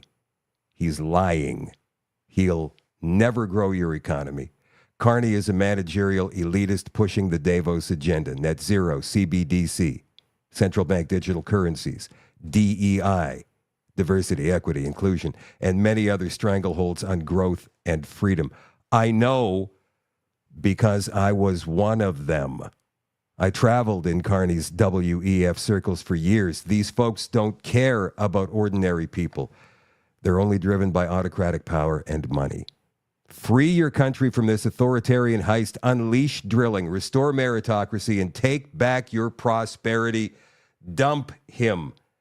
Desiree Fixler. Again, I am going to try and get her on the show ASAP.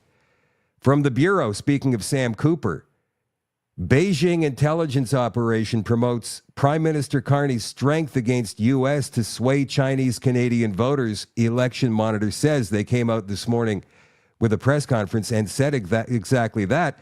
And you want to know what the CBC reported in their headline? Now, they got the story correct in the body of the story, but their headline says, Beijing Intelligence targeting Carney, to make it appear as though Mark Carney was a victim of some kind of Chinese interference, when that couldn't be further from the truth. The CBC, in fact, lied.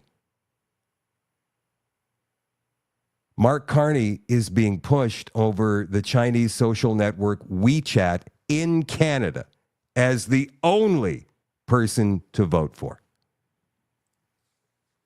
I don't know exactly how many Chinese Canadians there are, but it seems that China thinks that there's enough that they could maybe sway an election if we're coming down to a minority situation. And speaking of China, another story from the Bureau. Retired Toronto, I'm sure you've heard this by now, it's a couple of days old.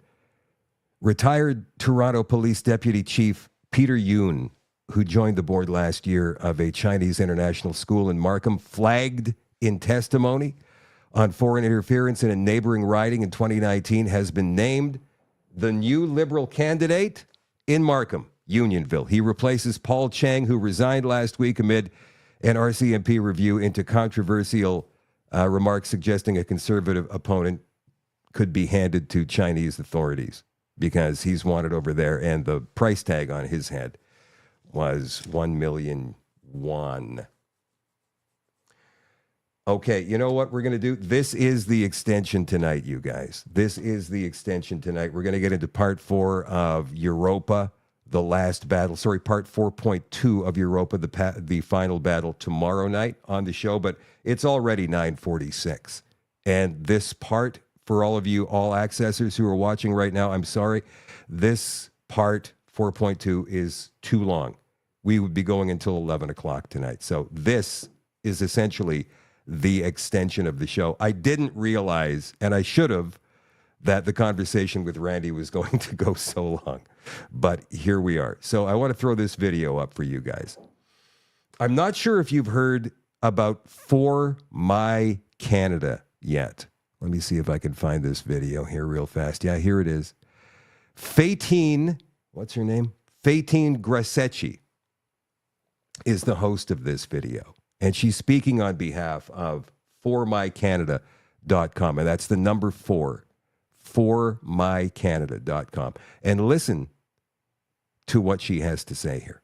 Told you that what will happen between right now and April 28th in Canada will most likely determine the economic state of your province, your pension, whether or not Canada remains a nation as it is right now.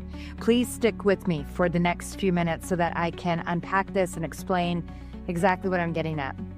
As we all know, Canada is in a federal election, and Canadians will go to the polls on April the 28th to decide who the next Prime Minister of Canada is and who our federal government will be. In every election, there is something that is at stake, and sometimes the stakes are higher, sometimes the stakes are lower. But what's at stake this time? Well, this tweet right here says it all.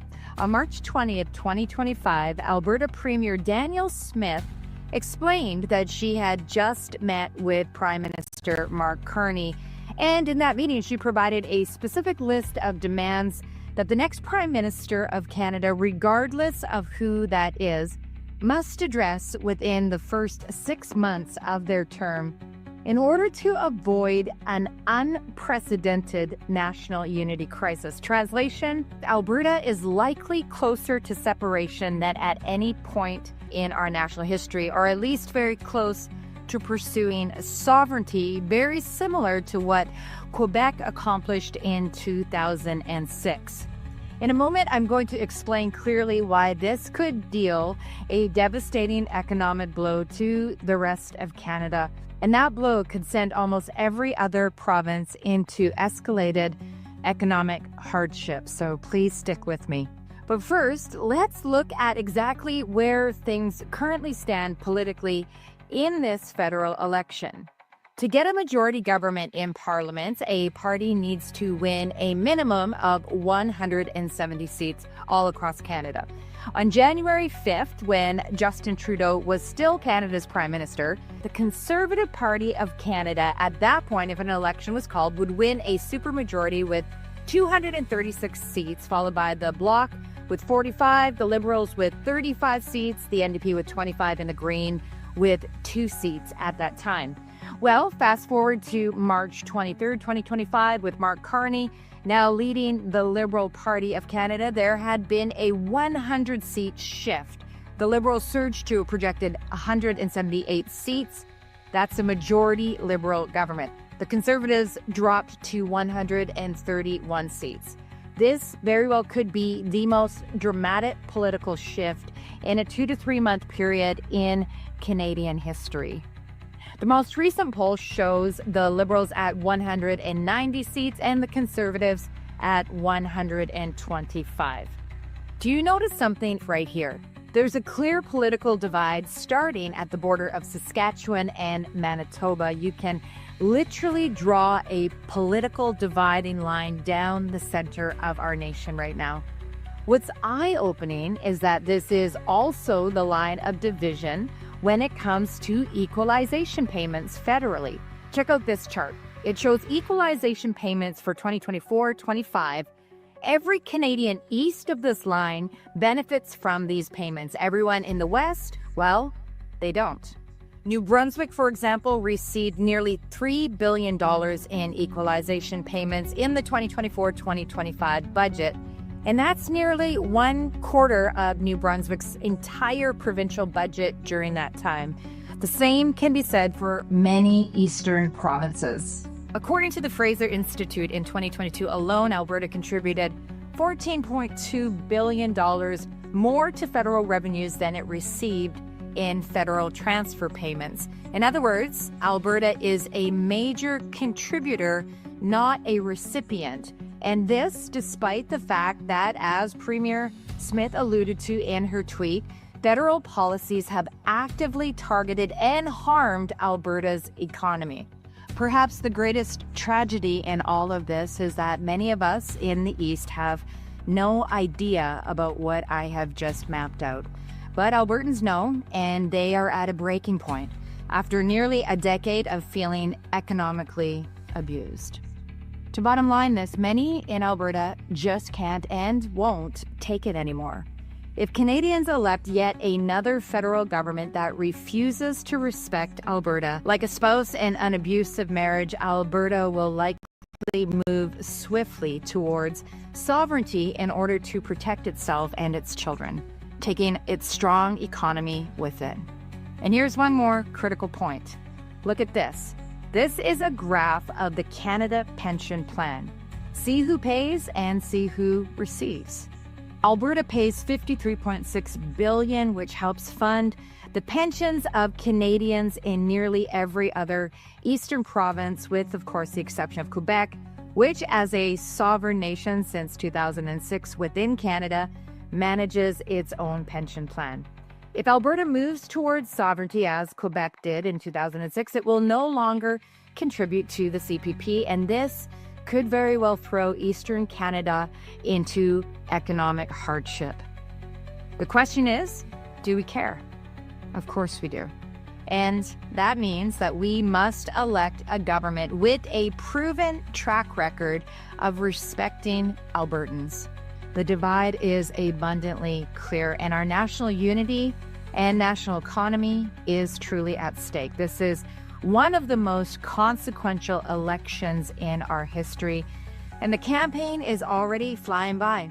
So here are 2 simple action steps that we all need to take right away. Number 1, share this video with your friends and with your like-minded loved ones.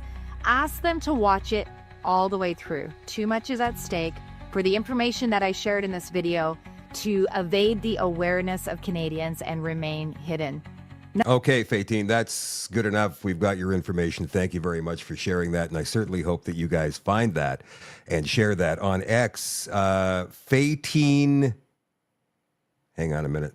Let me throw this back up again. Don't just vote, though, of course, that's important. And don't just pray, though, of course. I'm sorry, I can't remember her last name. Scamucci? It's all over X. It's all over Facebook. Probably soon all over Instagram. So when you find that, watch it again.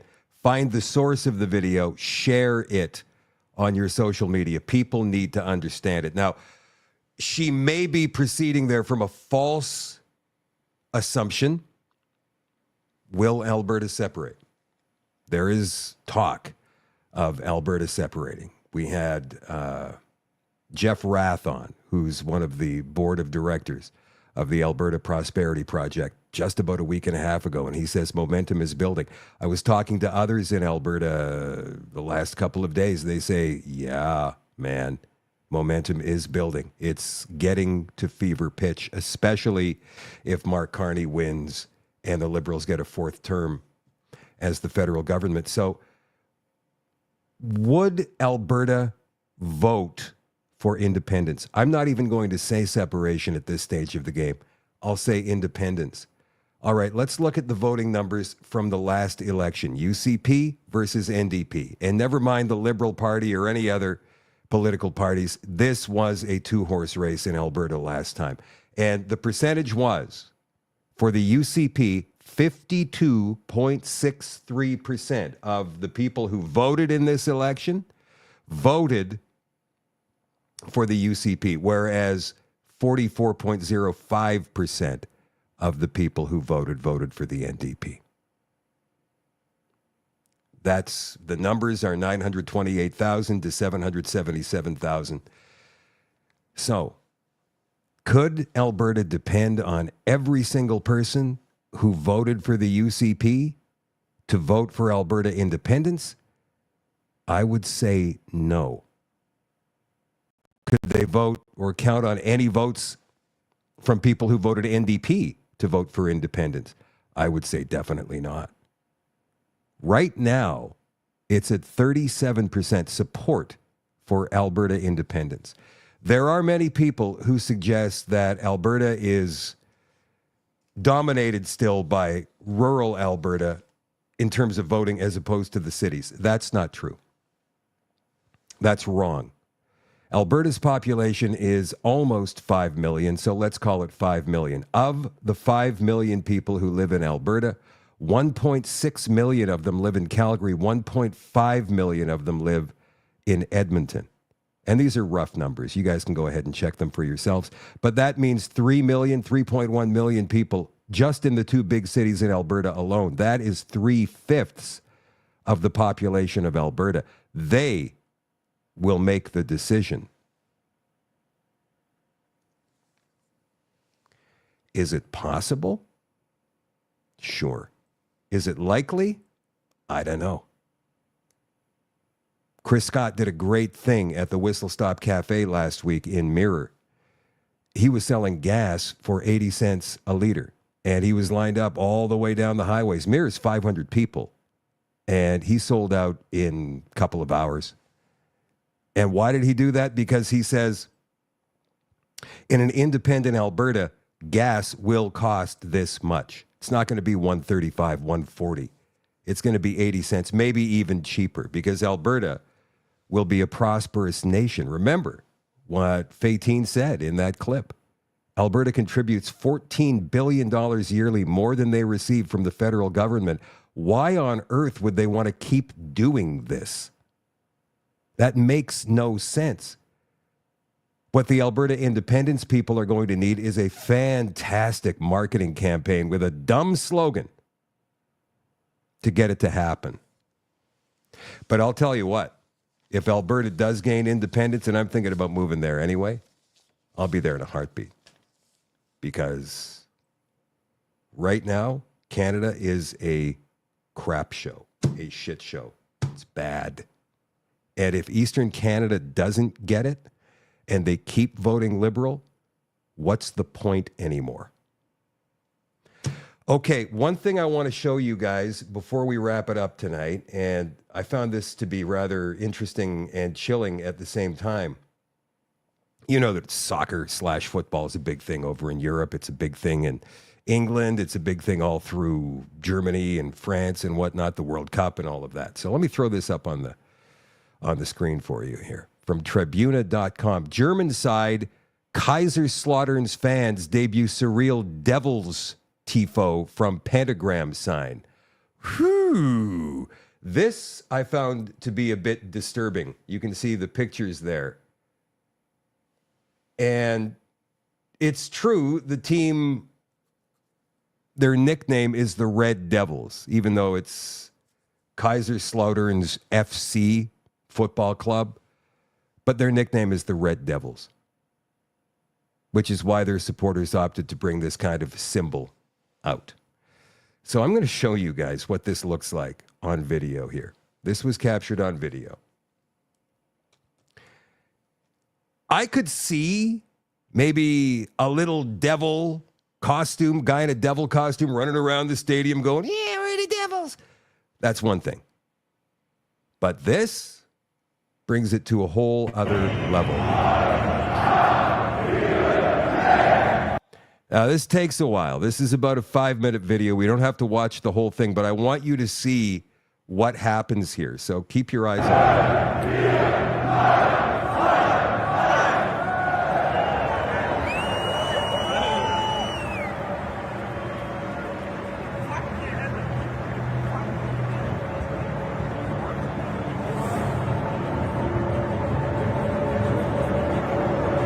Now, you see, I don't speak German, but you see at the bottom of the screen there, one of the words is Lucifer.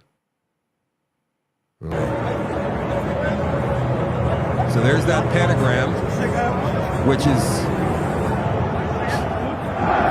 enough for me.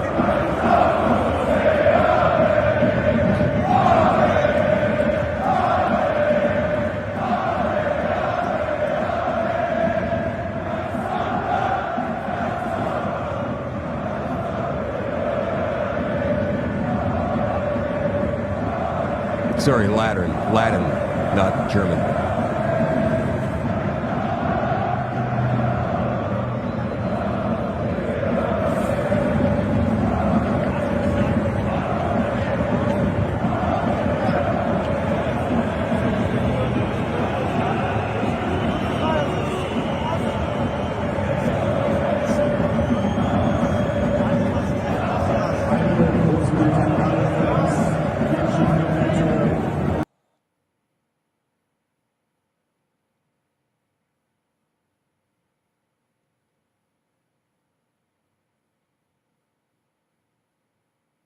There we go. All right, so this is where it starts.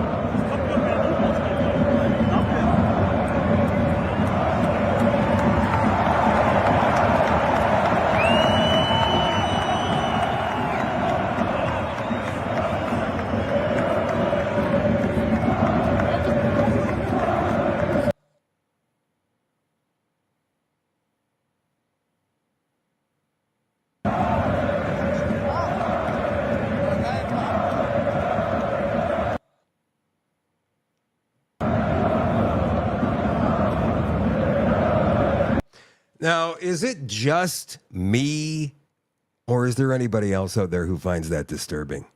Considering all the satanic imagery we've seen at award shows in the last couple of years, big world events like the Olympics, all of that stuff.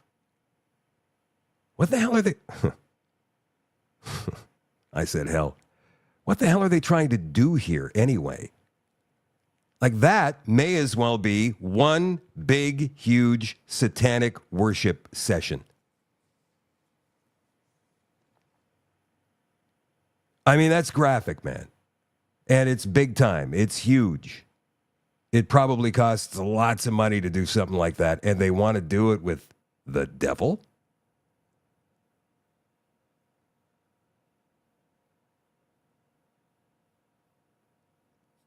Do most of the people there think they're just cheering on their team, the Red Devils? Or do they think there might be something else at play? I mean, that stadium was full. I can't tell you how many. 20, 30, 40,000. There were thousands of people there who saw this giant devil coming out from the stands with the smoke, and I find it alarming. I'm not going to lie. This is more than Alice Cooper. Like somebody said, Shadow, somebody said this to me last week. Shadow, you're taking too much out of this, man. What's the matter with you? Why are you being so serious about it? I said, well, first of all, I'm a Christian. But secondly, like, do you not find that alarming? It's like Kiss. You watched Kiss in the 70s, didn't you? Growing up, you were a Kiss fan? No, it's not like Kiss. We knew that was just pretend. It's not like Alice Cooper. We knew that was just pretend. Or Marilyn Manson. We even knew that was just pretend. We were significantly older by then. But we knew. This seems different to me. Did that person telling me that stuff have a point? Am I just getting a little bit crusty in my old age? I mean, I don't know. And I'm not sitting here looking for verification from you guys. I'm asking for your honesty here. I find that alarming. And if my kid were sitting with me at a game like that, and that big devil came up I don't care if the team's called the Red Devils. If a big devil came up out of the stands like that, I would shield the kid's eyes. Don't look. You're going to have nightmares. Crazy, man. Okay, so for all accessors, part 4.2 of Europa, The Last Battle, is going to be tomorrow night. We're going to keep that show down tomorrow night to an hour, right? So that'll start right at 9 o'clock Central Time. This has been the extension tonight. Here we are past 10 o'clock. Normally, I only go until 9 on socials or maybe a little bit past 9, but tonight we're past 10. Thank you very much to Randy Hillier for coming on. Randy, so much congratulations so much congratulations to you for getting that verdict today. That was absolutely fantastic. I couldn't be happier for you. And more importantly, thank you for everything that you have done and are doing for Canadians to be able to follow your lead and stand up to the authorities for our freedom. Because if we don't, they're just going to take it. And in my conversation today with Tamara and a couple of other folks, so many of us are still sitting back and saying, and I've seen this in the comments all the time, they can't do that. They'd never do that. How long are you going to say that? Because they have been doing that. They can do that because we let them. But mostly, you're thinking from inside going, they can't do that. They won't do that. No, what you're thinking is you won't do that. We won't do that because we still have a sense of democracy, common decency. They don't. They don't care. Look what they've done to Pat King. Look what they're doing to Tamara and to Chris Barber. Look what they're doing to these people for mischief. When you've got murderers and attempted murderers out the next day who never see the inside of a prison cell. But look what they're doing to the people who led the charge to win our freedoms back. We need to make it so they don't ever dare try that again. Yeah, they will do that until we say no more. That's it for the show tonight, you guys. Thank you very much for being here. I really appreciate. Look, we got a big audience tonight. That's cool. Thank you, Randy, for your support on that one. Don't forget to like and share. Get this out to as many people as possible. The Shadow at Night live stream, as always, is brought to you by Canada Nano Silver, CanadaNanoSilver.com. And don't forget to follow. One thing I discovered this past weekend as I was going through some statistics is that of all the people who watch this show on whatever platform it happens to be that they're watching, they're not subscribed, which costs you nothing. You can go ahead and become an all-access member for a chance to win some Shadow Davis merch at shadowdavis.com because I'm going to start giving some of that away this week. And you get all the extra content there most of the time. But just like and share, like the page, whether it's Facebook or whether it's X you're watching on or Rumble. Just subscribe to it. Like, it costs you nothing to do that. But you will be notified when the show begins. It's every weeknight at 8 o'clock Central. But make sure you subscribe so you don't ever miss anything. I love you all, and I appreciate you all, and I thank you guys for being here. Have a great night. Bye for now.